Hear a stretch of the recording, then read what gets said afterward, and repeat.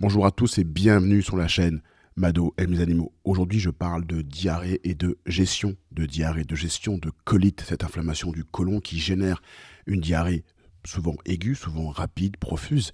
Et il y a moyen de gérer autrement que d'utiliser de l'antibiotique parce que le problème avec l'antibiotique, c'est qu'on va tuer également les bonnes bactéries de l'intestin. Je pense que vous entendez souvent parler de ça, la fameuse flore intestinale avec des bonnes bactéries bénéfiques pour la santé. Le flagelle va les tuer. Et je suis tombé sur une étude vraiment intéressante, justement, qui va comparer, je vous la montre à l'écran, c'est une étude qui, finalement, compare la gestion nutritionnelle de la diarrhée et qui va clairement nous dire, et on voit dans le titre, que la nutrition et gérer la nutrition va être supérieur, va être plus efficace que l'emploi du métronidazole pour le traitement donc de la diarrhée ou de la colite aiguë chez des chiens. Et c'est vraiment intéressant d'avoir vraiment cette donnée en tête parce qu'on peut vraiment se passer de l'antibiotique. Je vous parle également du psyllium parce qu'il a été utilisé dans l'étude et le psyllium, il peut finalement avoir un effet très intéressant sur la colite, on le verra dans l'étude, et on a utilisé du psyllium qu'on appelle blond. Alors c'est celui-là que j'ai ici parce que pour mon chien, j'utilise du psyllium et c'est très intéressant parce que c'est riche en fibres. Et si vous voulez avoir des informations un peu plus pertinentes, allez sur le site Passeport Santé. Je trouve qu'il y a souvent du beau boulot qui est fait pour résumer on va dire, les traitements naturels. Et là, on voit que le psyllium, qui est connu également sous le nom plantain des Andes, est une plante qui a de nombreux bienfaits. Elle a des graines qui sont riches en fibres, c'est vraiment ce qu'on veut. On parle également beaucoup de fibres dans l'alimentation qui sont vraiment intéressantes pour l'animal. Et ça favorise la digestion et le bien-être intestinal. Et ça peut bien évidemment être utilisé comme complément alimentaire. Et c'est reconnu pour des effets qui sont positifs sur le transit intestinal, mais également, surtout, chez les humains, la fameuse gestion du cholestérol. La problématique du cholestérol chez les animaux de compagnie, elle est vraiment très faible, voire même inexistante. Revenons un peu justement à cette étude et voyons un peu ce que les scientifiques ont pu trouver dans cette étude et les conclusions qu'ils ont été amenés à faire à la suite de leur étude. Cette étude, elle visait à décrire les résultats de la gestion alimentaire de la colite aiguë non infectieuse avec ou pas administration de l'antibiotique flagile ou encore métronidazole, c'est le nom de la molécule.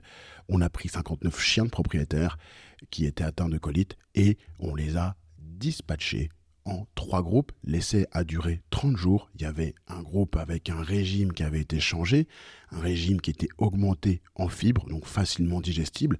Ils avaient le cachet placebo, donc le faux cachet. Le deuxième groupe avait le même régime, mais l'antibiotique, le métronidazole. Et le troisième groupe, on a enrichi en psyllium. Encore une fois, j'en en parlais, le psyllium qui aussi est riche en fibres. Et puis ensuite, on a regardé les scores fécaux, c'est-à-dire la qualité des matières fécales, et également le temps de rémission, également la rechute, en combien de temps les animaux sont guéris par rapport aux 3 groupes qu'on a pu effectuer, et également ce qu'on appelle l'indice de dysbiose, qui est finalement un indice qui nous permet de dire que la flore intestinale a été impactée négativement. Et les résultats, ils sont sans appel. C'est-à-dire que la rémission, la capacité à l'animal de guérir, elle est vraiment réduite en 5 jours pour le groupe 1 et le groupe 2, le groupe 3, pardon. Le groupe 1 et le groupe 3, c'est le groupe où on a changé la nourriture et où on a donné également dans le groupe 3 un peu de psyllium. Et par contre, le groupe 2, là, c'est ça qui est vraiment très important, c'est qu'on a donné de l'antibiotique et ce groupe 2-là va mettre beaucoup plus de temps à guérir, 8,5 jours. Donc là, il n'y a pas photo. C'est en changeant finalement la nourriture qu'on a réussi à améliorer la diarrhée aiguë, la colite chez ces chiens. Et donc la conclusion, elle est sans appel.